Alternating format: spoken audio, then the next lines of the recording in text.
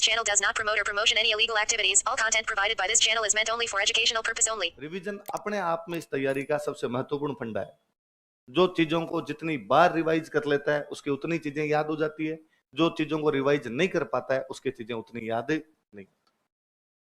जो student daily revision करके आ जाता है उन बच्चों को मैं देखता हूं, उनको पिछले 10-10, 15-15 दिन की चीजें भी सारी की सारी याद रहती है। और जो रिवीजन नहीं कर पाते, पढ़ते तो हैं, वो भी पढ़ते हैं, आज नहीं तो कल पढ़ना पड़ेगा, कल नहीं तो परसों पढ़ना पड़ेगा, पर फिर वो बाद में ऐसा है कि वो थोड़े से दिन बाद में जाके वैसे कहता है कि सर आगे आगे तो पढ़ता हूँ और पीछे पीछे भूल जाता हूँ, है ना। ऐसा आपके साथ भी समस्या रहती होगी। थोड़ा बहुत आप घर पे भी पढ़ते हैं तो उसका एकमात्र कारण ये रहता है कि यार रिवीजन ढंग से नहीं होता, और रिवीजन ढंग से नहीं होता इसलिए अपने वो तैयारी सटीक जिस दिशा के अंदर जानी चाहिए होती है उस दिशा के अंदर नहीं जा पाती है अपने से, तो वो एकदम क्लास के अंदर हो जाएगा। 1-2 मंडे छोड़ के हर मंडे हम आपके टेस्ट ले लेंगे, हर मंडे हम आपके टेस्ट ले लेंगे। यदि आप सारे टेस्ट दे देते हो तो वैसे ही पो भरा 25 है, लोगों से सारे टेस्ट दिए नहीं जाते। मैं हमेशा हर क्लास के अंदर बताता हूं कि शुरू में स्टूडेंट जैसे पहला मंडे आया, कल मान लो बैच शुरू किया, परसों बैच शुरू किया, मंडे आया, सर 5 दिन में तो कितनी की पढ़ाई हो जाएगी, टेस्ट ले ले, कोई नहीं पता। 15 दिन के अंदर जाके थोड़ा इतना सिलेबस होता है कि उसका क्या ले ले, टेस्ट। तो 2 मंडे निकल गए। उन 2 मंडे को स्टूडेंट क्लास में खड़ा होकर पूछता है, सर वो कहा था पहले तो हमें टेस्ट लेंगे, टेस्ट क्यों नहीं ले रहे हो? हमें भी पोलाइटली जवाब देना पड़ता है कि लेंगे लेंगे, अभी थोड़ा कोर्स हो जाए फिर लेंगे। फिर पहला टेस्ट हुआ, पहले टेस्ट में मान लो हमने सोचा कि यार क्लास के अंदर 700 बच्चे हैं और इनका टेस्ट लिया जाए तो 700 पेपर छपवा लिए जाए, या जितने भी 500 बच्चे हैं जिस क्लास में जितने बच्चे उतने पेपर छपवा लिए जाए। पहला टेस्ट होता है तो उसके अंदर मान लो 700 पेपर छपवाए, तो यार पेपर कितने बनते, तो यार पेपर बनते 660, 670। इसका मतलब 30-40 लोगों ने पेपर नहीं दिए। को किसने नहीं दिया, कौन था कि सर किसी कोई बच्चा लेट आया होगा 2 दिन, तो उसको लगा यार मेरे तो सिलेबस पूरा हुआ ही नहीं, इस चक्कर में नहीं दिया, कोई बात नहीं, अगले के अंदर वैसा का वैसा किया, वापस वैसा किया, तो इस बार वापस 700 थे तो इस बार तो पेपर दिया 600 नहीं, या इस बार ही मान लो 660 नहीं दिया, उतने ही लोगों ने दिया, या पूरे 700 ने दे दिया इस बार। पर इस बार जब ओएमआर सीट ली, 2-1 टेस्ट बाद, 2-1 टेस्ट तक तो सब दे देते, तीसरा जैसे टेस्ट हुआ ओएमआर सीट ली, तो ओएमआर सीट के अंदर 700 ओएमआर बनती थी, वापस आई 600, तो 100 किधर गई, तो 100 ले गए। 100 को पेपर देते टाइम एहसास हो गया था कि दुनिया पितल दी है, ज्यादा कोई लेना देना नहीं है, अपने घर लेके चलते हैं भाई साहब, आराम से सोल्व करेंगे, अगला पेपर और ढंग से देंगे। अच्छा, जो 600 ओएमआर आती है, उन जब ओएमआर को पढ़ा जाता है तो उन पे कईयों के नाम बड़े अजीब होते हैं, उन पे कईयों के नाम होते हैं मोहम्मद बिन तुगलक, है ना, उन पे किसी का नाम लिखा अलाउद्दीन खिलजी। फिर अब क्लास में जब टेस्ट आता है, नए नए जब रिजल्ट आते हैं, तब बच्चों कहते हैं सर बताओ टॉपर कौन है, टॉपर कौन है। अब होता है क्या, छोटी क्लास होती है तो हर किसी को जानते ही अपने, ये टॉपर है, ये टॉपर है, ये टॉपर है। बड़ी क्लास से पता नहीं चले, फिर नाम लेना पड़ता है, राकेश कौन, तो फिर राकेश कहीं बीच में से खड़ा होता है कि सर मैं, अच्छा तुम्हारे नंबर है, वेरी गुड, सब तालियां बजा देते हैं, तो यूं टॉपर का पता चलता है। सर सेकंड टॉपर कौन, थर्ड टॉपर कौन, 2-3 टॉपरों के नाम बताए, इतने में एक आधा कोई ना कोई बोल जाता सर लास्ट में कौन है, उनके भी नाम बताओ, है ना। ऐसा आगे की लाइनों में बैठने वाले या जिनके नंबर ज्यादा आए हुए होते हैं वो ज्यादा ऐसी बातें करते हैं, ये तो जिनके नंबर अच्छे आए हुए होते हैं उनको लगता है कि अब मैं बताऊंगा लास्ट वाले कौन कौन है। या तुम आगे की लाइनों में जो बैठते हो, आगे की लाइन वाले हमेशा यूं थोड़े इस मामले में फॉरवर्ड रहते हैं, तो मैं हमेशा हंसता ही हूँ कि छोटी क्लासों में जब पढ़ते थे तो आगे की लाइन में जो भी लड़कियां बैठती थी वो सारी यूं गुंडा लगती थी, गुंडा, कि भाई मास्टर जी कह के जाते कल मैं होमवर्क चेक करूंगा, आपने कॉपी नहीं बनाई हुई तो होमवर्क करें कहां से, तो अपने जाते हैं दूसरे दिन की भगवान भरोसे है वो करेगा, हरी करे वो करे, अपने जाके बैठ गए, सर आए, सर ने पढ़ाना शुरू कर दिया, सर का ध्यान भी इस तरफ नहीं। इतने में से कोई उनसे बोलते सर होमवर्क का कहा था आपने, मरा दिया, तेरे क्या पड़ी थी ऐसे, एक दिन और बिना डंडे खाए निकल जाते हम, क्या फर्क पड़ जाता तेरे। और मार्ट साहब तैयारी बैठ रहे हैं, हाँ लियो, और मार्ट साहब को पता ही होता था कि कौन कौन निकम्मे जो काम नहीं करके लाए, डंडों का इस्तेमाल उन्हीं पे कर लिया जाता था। तो वो है कि आगे की लाइन में बैठे होने वाले उनके नंबर अच्छे आए हुए थे, वो कह देते हैं लो सर बताओ टॉप लास्ट वाले कौन। हम अवॉइड करते हैं कि अरे अरे रहने दो अब जो इस बार पढ़ लेंगे, जिनके भी लास्ट में नंबर है इस बार पढ़ लेंगे। नहीं सर फिर भी नाम तो बता दो, कितने नंबर है लास्ट वाले के ये तो बता दो सर। तो मैं यूं कॉपी लेके यार मोहम्मद बिन तुगलक -4 पे चल रहा है, सर मोहम्मद बिन तुगलक कौन है, मोहम्मद बिन तुगलक कौन है, तो भगवान जाने कौन। और मोहम्मद बिन तुगलक बैठा बैठा हंस रहा होता है मिर्जापुर पूरा अपना है। मैं हूं मोहम्मद बिन तुगलक, पर तुम मेरे बारे में जाने नहीं पाओगे। तो अब मुझे लगता है कि यार स्टूडेंट कहता है कि मुझे टेस्ट देने हैं, लेकिन थोड़े दिनों बाद में टेस्ट देता नहीं। तो आप में से जितने लोग टेस्ट देंगे उनका रिजल्ट तो वैसे ही पता चलता रहेगा, इंप्रूव होता रहेगा। अच्छा, कई बार पेरेंट्स हमें कहते रहते हैं, पेरेंट्स कहते हैं कि बच्चे का पूरा ध्यान रखना। ध्यान तो कैसे रखा जाए बच्चे का, है ना? नहीं नहीं सर, आप इसका स्पेशल थोड़ा सा ध्यान देना। तो अब सर है ना, हम सब लोग ही कहते रहते हैं कि भाई ध्यान का तो सीधा सा है कि हर मंडे को हम इसका टेस्ट लेंगे। 2 मंडे 3 मंडे छोड़ दो, उसके बाद टेस्ट लेने लग जाएंगे हम। 2 ही छोड़ दो, तीसरे को टेस्ट ले ही लेंगे हम। और उस मंडे वाले टेस्ट का रिजल्ट आ जाएगा 2-3 दिन में। तो आप तो इसको ये कह देना कि तेरी जो रिजल्ट की सीट लगी है उसकी फोटो खींच के भेज दे। ये भेज रहा है, इसका मतलब तो पढ़ रहा है। और इसने कहा कि नहीं, इस बार तो कोचिंग वालों ने लिस्ट लगाई नहीं। लगाई तो थी लेकिन फट गई बरसात के अंदर है। आपको तो पता ही है, जयपुर में सीजन बरसात का थोड़ा ज्यादा ही रहता है। वो बाहर और लगा देते हैं कोचिंग वाले। तो आप समझ लेना कि एक बार चल के अपने खुद ही संभाल ले, कोचिंग वाले तो नहीं संभाल पा रहे हैं इसको। तो आप सब भेज दोगे पापा को? आप कहोगे सर ये बात ऑनलाइन और बता दो आप, है हमारे घर वालों को नहीं पता चले तो भी पता चल जाएगा और फिर भेजनी ही पड़ेगी। पर आप पढ़ेंगे?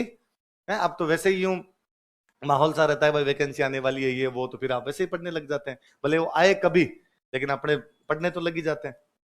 अच्छा, एक जब आप और तैयारी शुरू करेंगे तो आपको ऐसे ही यूं खूब सारी चीजें मिलती है, खूब डिमोटिवेट करने वाले वैसे लोग मिल जाएंगे आपको कि ये जो तू पढ़ रहा है ना इससे कुछ ही नहीं होगा।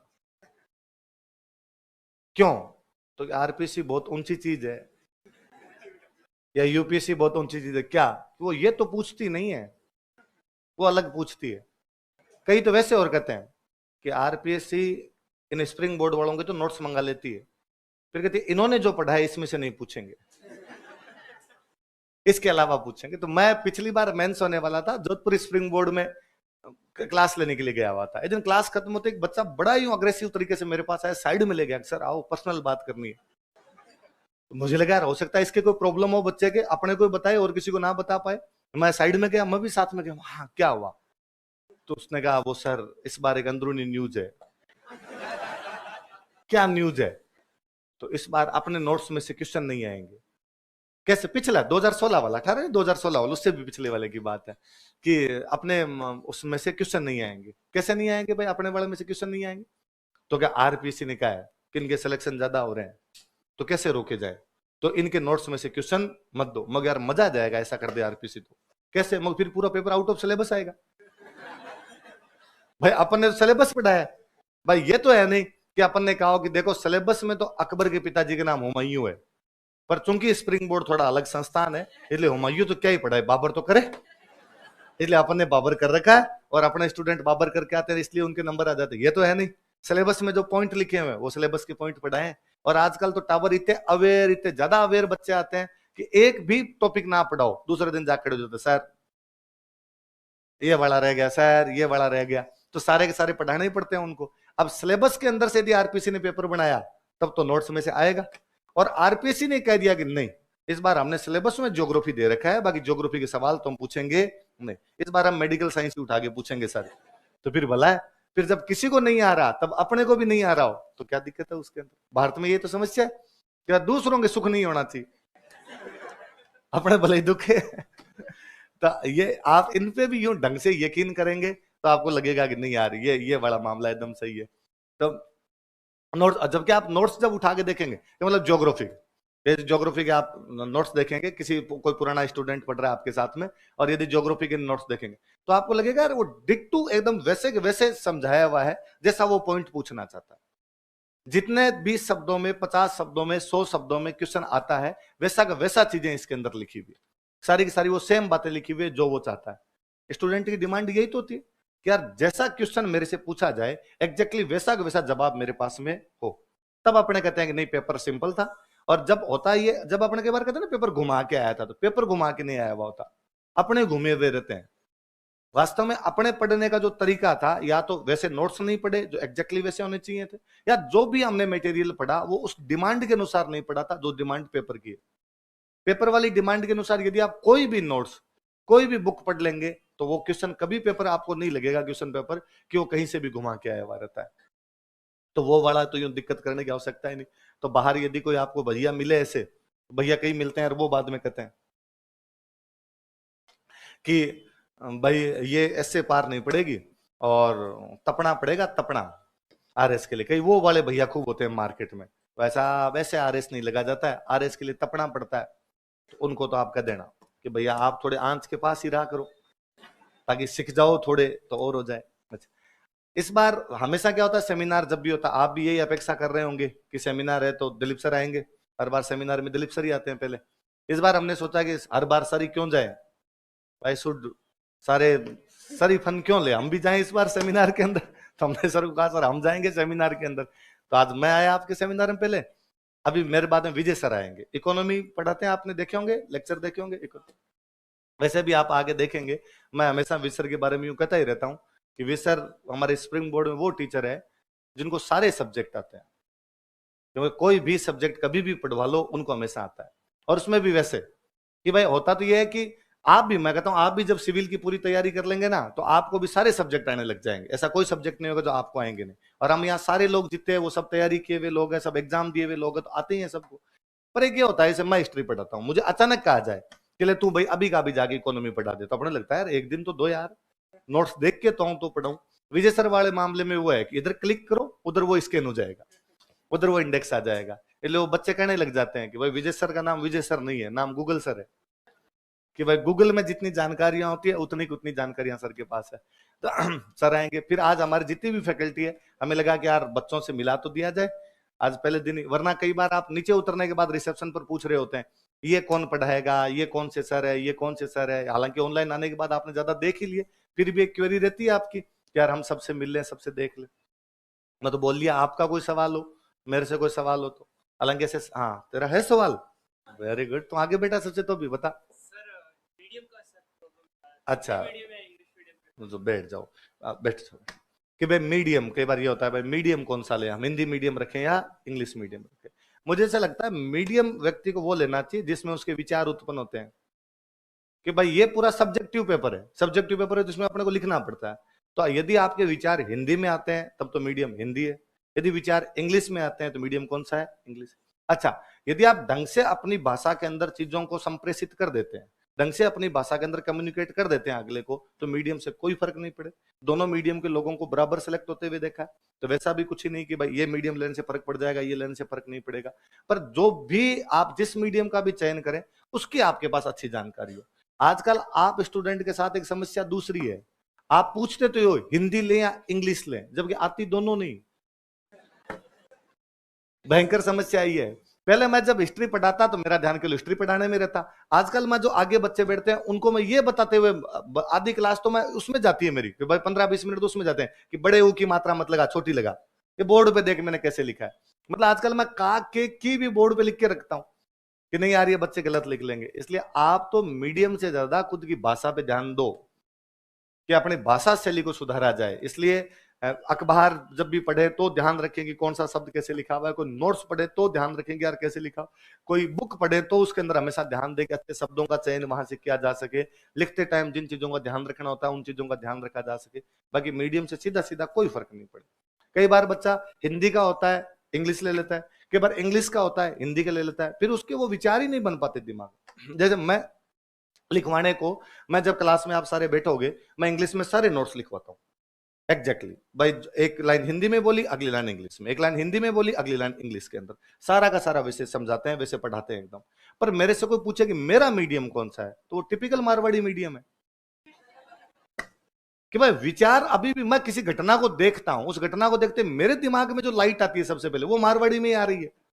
फिर मैं उसका पहले हिंदी में ट्रांसलेशन करता हूं, बाद में उसका ट्रांसलेशन इंग्लिश के अंदर करता हूं। इसका मतलब मेरा मीडियम इंग्लिश तो नहीं है। जैसे कि मैं लिखवाता हूं तब मुझे लगता है रेडी है यार, एक लाइन लिखी अब इसको ट्रांसलेशन करके इंग्लिश में बोल दी, या वैसे ही याद हो जाती है, या वैसे ही दिमाग से सेंटेंस अपने आप निकलने लग जाते हैं। पर इसका मतलब ये नहीं कि ये मीडियम है आपका। तो मीडियम कौन सा हो सीधा सीधा आपको पता चल जाएगा। आप खुद देखना कि आप किसी घटना को, किसी विचार को जब पढ़ते सुनते हैं तो आपके दिमाग में कौन सी भाषा के अंदर आता है, जिस भाषा में आ रहा है वो मीडियम। और जो जिसका मीडियम है उसके अंदर उतना ही अच्छा कर सकता है, प्रयास की आवश्यकता रहती है। हाँ, और किसी ने हाथ खड़ा किया पीछे, हाँ दे दे उसको माइक दे दे, वैसे आ जाएगी आवाज वहां से तुम्हारी। आगे से क्या बारी है आने वाली, बुला लो थोड़ी।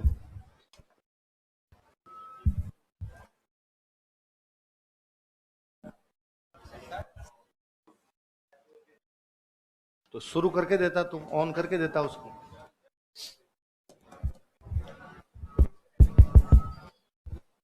Hello hello hello hello hello, mic testing 1 2 3, hello.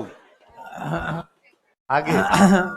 Sir, जो है ना स्टूडेंट्स हैं जो जिनके घर की इकोनॉमिक कंडीशन वीक है, जो फीस देने में असमर्थ है, उन बच्चों के लिए, उन स्टूडेंट्स के लिए कोई पॉलिसी है आपके वो तुम इंस्टीट्यूट में? नीचे, वो बात नीचे बता देंगे तुम्हें, तुम रिसेंट में मिल लेना उसके लिए। और कोई राइटिंग, जिनकी राइटिंग खराब है वो राजी होइए, जिनकी राइटिंग खराब है उनके सिलेक्शन जल्दी होते हैं। मैंने ये पिछले हकीकत में ये देखा है कि जिनकी भी राइटिंग अच्छी नहीं थी उनके सिलेक्शन फटाफट हो गए, और जिनकी राइटिंग ज्यादा अच्छी थी उनके नहीं हुए, क्योंकि पढ़ने वाले को समझ में आ जाता है गलत लिखा है, तुम्हारे वाला पल्ले ही नहीं पड़ता उसके। तो वेरी गुड राजी इसको। ये मैंने पिछले 2-3 बार वाकई देखा कि यार पहले मुझे भी किसी की राइटिंग खराब लगती तो मुझे लगता है यार इसके तो 5 नंबर राइटिंग में कट जाएंगे यार, है ना। अपने बोलते हैं कि खराब राइटिंग होने पे 5 अंक काट लिए जाएंगे वैसे, और हमें लगा इसके तो 5 ज्यादा ही थे पिछली बार। क्यों ज्यादा है? तो कि इसने जो लिखा, अब पढ़ने वाले के पास इतना टाइम कहां होता है कि एक शब्द पढ़े, और बेनिफिट ऑफ डाउट नाम की चीज, उसने ठीक ही लिखा ही होगा यार, तो नंबर दे देते। राइटिंग खराब है? ये दोनों तो नहीं होती यार बातें।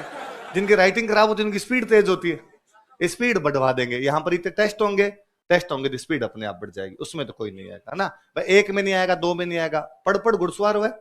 माँ के पेट से तो कौन क्या सीख के आता है, सीखते ही हैं धीरे धीरे, आप सीख जाओगे इसके अंदर। तो राइटिंग वाला ज्यादा लोड, और राइटिंग है ना ऐसी होनी चाहिए जो रीडेबल हो, पढ़ ले अपने खुद का लिखा हुआ खुद तो पढ़ लेते हो। ऐसा थोड़ी होता है कि खुद लिखने के बाद थोड़ी देर बाद जो क्या लिख गया, ये जो मैंने आज स्वर्ण अक्षर अंकित कर दी है, ये क्या है? जो हमारे नागौर के पंडित जी आया करते बोले, तो पंडित जी कहते थे कि आला पड्डीजन आप हूं और सूखा पड्डीजन कोई बाप हूं। कि गिले गिले थे तब तो खुद से ही नहीं पड़ेगा, एक बार सूख गए फिर तो कोई दूरबीन लगा के भी देखे, लेंस लगा के भी देखे तो भी वो अक्षर दिखेंगे नहीं।